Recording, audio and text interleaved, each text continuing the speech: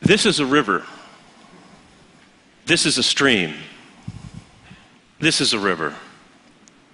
This is happening all over the country. There are tens of thousands of miles of dewatered streams in the United States. On this map, the colored areas represent water conflicts.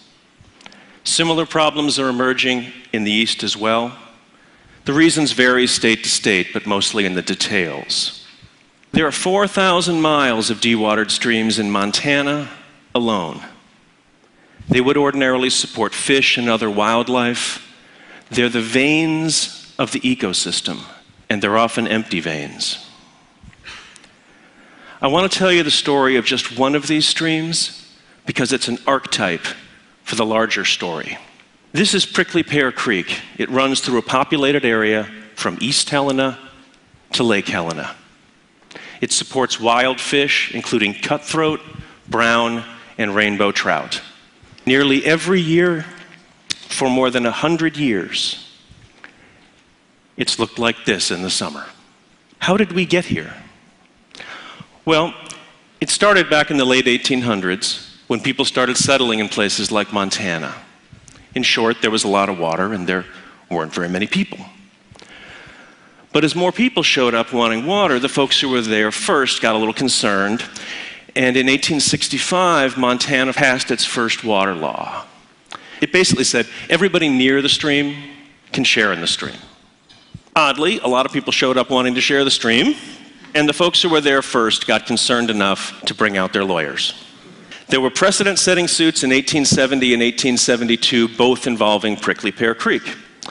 And in 1921, the Montana Supreme Court ruled in a case involving Prickly Pear that the folks who were there first had the first or senior water rights. These senior water rights are key. The problem is that all over the West now it looks like this. Some of these creeks have claims for 50 to 100 times more water than is actually in the stream. And the senior water rights holders, if they don't use their water right, they risk losing their water right along with the economic value that goes with it. So they have no incentive to conserve. So it's not just about the number of people. The system itself creates a disincentive to conserve because you can lose your water right if you don't use it. So after decades of lawsuits and 140 years now of experience, we still have this. It's a broken system. There's a disincentive to conserve because if you don't use your water rights, you can lose your water right. And I'm sure you all know this has created significant conflicts between the agricultural and environmental communities. Okay, now I'm going to change gears here. Most of you will be happy to know that the rest of the presentation's free, and some of you will be happy to know that it involves beer. Okay. There's another thing happening around the country, which is that companies are starting to get concerned about their water footprint. They're concerned about securing an adequate supply of water, they're trying to be really efficient with their water use, and they're concerned about how their water use affects the image of their brand. Well, it's a national problem, but I'm going to tell you another story from Montana. And it involves beer. I bet you didn't know it takes about 5 pints of water to make a pint of beer. If you include all the grain, it takes more than 100 pints of water to make a pint of beer. Now, the brewers in Montana have already done a lot to reduce their water consumption. But they still use millions of gallons of water. I mean, there's water in beer. So, what can they do about this remaining water footprint that can have serious effects on the ecosystem? These ecosystems are really important to the Montana brewers and their customers. After all, there's a strong correlation between water and fishing, and for some, there's a strong correlation between fishing and beer. So the Montana brewers and their customers are concerned, and they're looking for some way to address the problem. So how can they address this remaining water footprint? Remember prickly pear. Up until now, business water stewardship has been limited to measuring and reducing. And we're suggesting that the next step is to restore.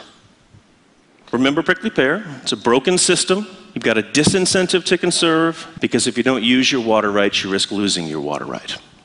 Well, we decided to connect these two worlds. The world of the companies with their water footprints and the world of the farmers with their senior water rights on these creeks.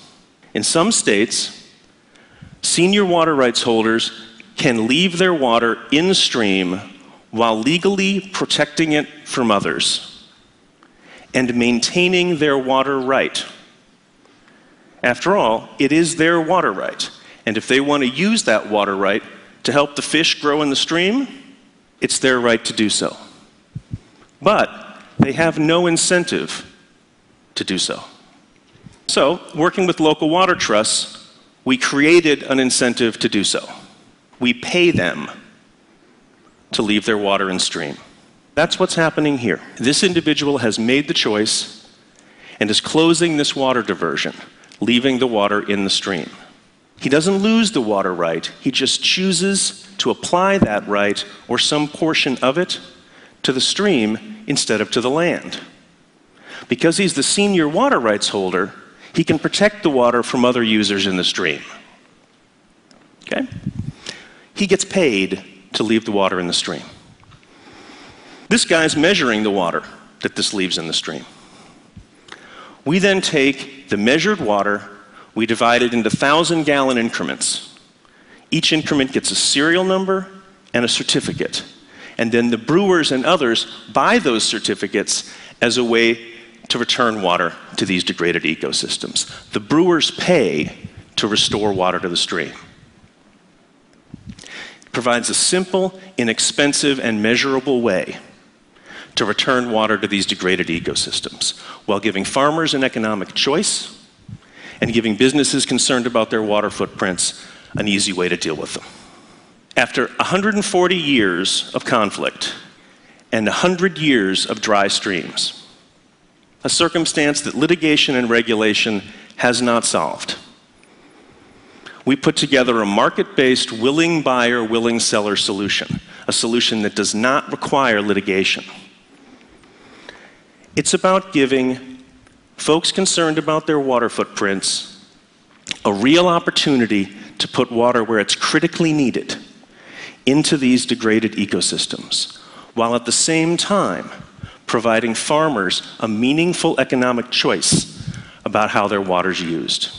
These transactions create allies, not enemies. They connect people rather than dividing them, and they provide needed economic support for rural communities.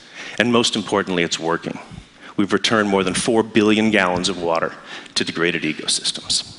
We've connected senior water rights holders with brewers in Montana, with hotels and tea companies in Oregon, and with high-tech companies that use a lot of water in the Southwest. And when we make these connections, we can and we do turn this into this.